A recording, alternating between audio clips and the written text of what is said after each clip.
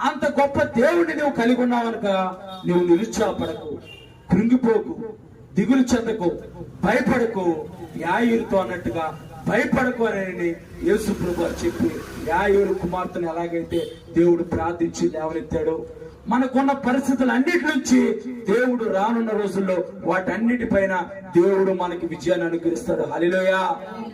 దేవుడు మనకి బలాన్ని అనుగ్రహిస్తాడు. హల్లెలూయా. దేవుడు మనకు స్వస్థతను అనుగ్రహిస్తాడు. హల్లెలూయా. మనకున్న పరిస్థితులు అన్నిటి నుంచి మనము జయించి అనేకులు ఎదుట మనం సాక్షిగా నిలబడటానికి దేవుడు కృప చూపించును గాక. ఆమేన్. అలాగే ఉండి ప్రార్థన చేద్దాం. అలాగే మీరు కూర్చుండగలిగితే కూర్చోండి, నుంచుండగలిగితే నుంచోండి. ఒక్క నిమిషం విశ్వాసంతో ఆయన వాక్యం అన్నా కనుక విశ్వాసంతో అందరం ప్రార్థన చేయండి. విశ్వాసంతో ప్రార్థన చేద్దాం. విశ్వాసంతో మీకు ఏ అవసరం ఉందో ఆయన అడగండి.